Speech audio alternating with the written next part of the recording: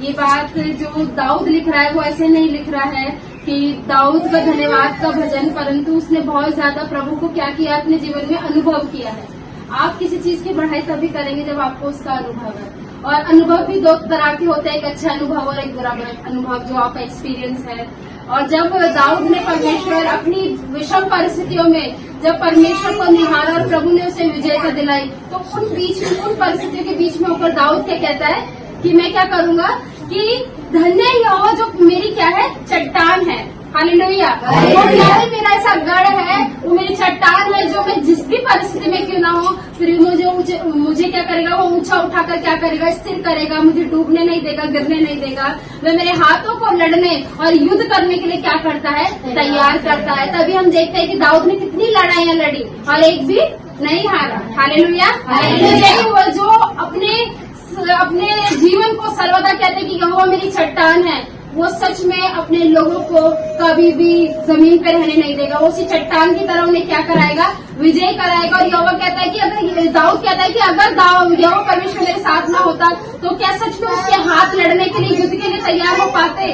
क्या वो युद्ध करने के लिए तैयार हो पाता, उसके हाथ तैयार हो पाते? इसलिए दाऊद अपनी प्रार्थनाओं में लिखता है, हे मेरे मन तू यहोवा को धन्य कह। वो अपने मन के लिए प्रार्थनाएं करता है। वो हर एक लड़ाई में जाने से पहले यहोवा को पहले आगे रखता है। इसलिए वो कहता है कि जब आप प्रेरितों की पुस्तक पढ़ते हैं कि तू मेरे सम्मुख बैठ के कहते हैं, दाऊद कहता है कि वो मैं अपने दाहिने हाथ सर्वदा उसको क्या करता हूँ, अपने पास बैठे देखता हूँ कि कहीं मैं डिग ना जाऊँ, कहीं मैं गिर ना जाऊँ। कारण ये है कि जब हम अपनी परिस्थिति में यहोवा को आगे रखते हैं, अपने कामों में प्रभु को आगे रखते हैं, उसको ऊंचा रखते हैं, उसको ऊपर रखते हैं, तो सच में हमें कभी गिरने नहीं देता। और आप सबसे बड़ा ये उदाहरण देख सकते हैं दाऊद के जीवन से, चाहे उसके जीवन में लड़ाई हो, चाहे पाप हो, चाहे कोई भी हो, कैसी भी सिचुएशन क्यों ना हो, लेकिन आप देखेंगे कि परमेश्वर उसके जीवन में क्या है, सबसे हालेलुया, सबसे ऊपर है। चाहे उसने युद्ध किए हो, चाहे उसने पाप किए हो, चाहे उसने लड़ाइयां लड़ी हो, चाहे उसने किसी पर मतलब किसी को हराना हो,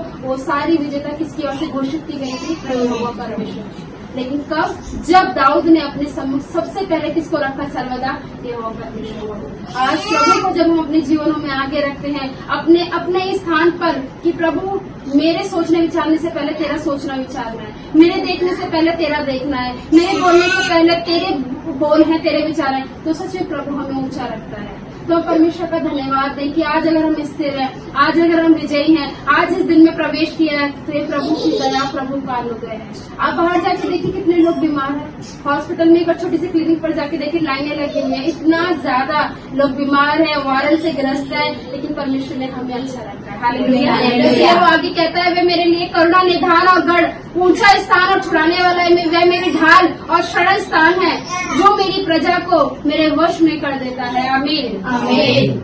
यही नहीं कि विरोधियों को ही परमेश्वर ने दाऊद के नीचे रखा, परंतु एक राजा तभी स्थिर है जब उसकी प्रजा खुश है। हालेलुया। और सारी प्रजा को, जितने दाऊद राजा के नीचे थे, उसके लोग थे, सुनने वाले थे, कार्यकर्ता थे, घर के थे, बाहर थे, सब दाऊद के वंश में थे। क्योंकि परमेश्वर ने उनके ऐसे मन को बनाया कि दाऊद के वो लीडरशिप में उसके क्या रहे, अधीनगी में रहे। देखिए, हम और आप कुछ भी करने वाले नहीं। अगर हम प्रभु में धन्यवादित रहते हैं, प्रभु को हमेशा ऊंचा रखते हैं, प्रभु कभी हमें झुकने देंगे। प्रभु ने कहा है कि मैंने तुम्हें चुना है क्या, आशीषों का भागीदारी होने के लिए। और जो दाऊद को आशीषें मिली, वो शायद उसके बाद जितनों ने भी पाप किए, बुराई की, प्रभु ने उन्हें दंड तो दिया, लेकिन ये कहा कि जो वो आशीषों का फूट है ना, आशीषों का जो वो कण है, वो एक आशीषों की जड़ है, वो हमेशा दाऊद के वंश से चलते रहेगी। हालेलुया।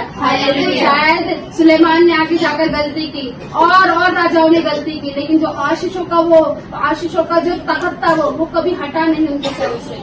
क्यों? क्योंकि दाऊद राजा ने बहुत ज्यादा क्या किए थे, परमेश्वर को अपने जीवन में सर्वदा ऊंचे पर रखा, सर्वदा अपने सामने रखा, आगे रखा। इसलिए वो तीसरे पद में कहता है, हे यहोवा, मनुष्य क्या है कि तू उसकी सुधि लेता है, या आदमी क्या है कि तू उसकी कुछ चिंता करता है। कि सच में हम मनुष्य है क्या कि वो सर्वशक्तिमान हमारी चिंता करे, हमारी सुधि ले, हमारी परेशानियों में अपनी क्या करे, हमारी परेशानियों में खुद भी परेशान हो, हमारी दिक्कतों में खुद भी परेशान हो। ऐसा कौन सा परमेश्वर? लेकिन दाऊद कहता है कि वो परमेश्वर है जो मनुष्य जो कुछ नहीं है, अगर उसकी आज सांस निकाल दो तो उसके अंदर कुछ भी नहीं है, लेकिन उस मनुष्य की भी क्या करता है, यहोवा परमेश्वर क्या करता है, चिंता करता है। और मनुष्य क्या है कि उसकी सुधि लेता है, लेकिन यह परमेश्वर ऐसा परमेश्वर है जो बनाकर हमें भूला नहीं। बहुत से लोग हैं जो अपने बच्चों को क्या कहते हैं पैदा किया है और नहीं ध्यान रखते, और कभी कभार हमें बच्चे कुछ ऐसे मिलते हैं जो मांगते हैं, कहते हैं कि पेरेंट्स ने ऐसे क्यों छोड़ा है, लेकिन वैसे में छोड़ने वाला त्यागने वाला परमेश्वर है। आमीन आमीन। शायद हम हो सकता है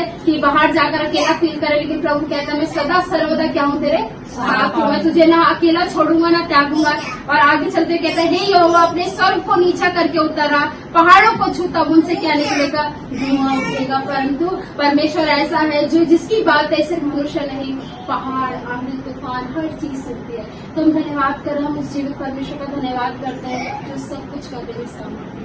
बस ये है कि हम उसे अपने सम्मुख रखें, हम उसे ऊंचे पर रखें। हमसे पहले वो है, और जब हमसे पहले वो है तो सारी चीजों में हम क्या है, मुझे किसकी तरह, राजा दाऊद की तरह। हालेलुया।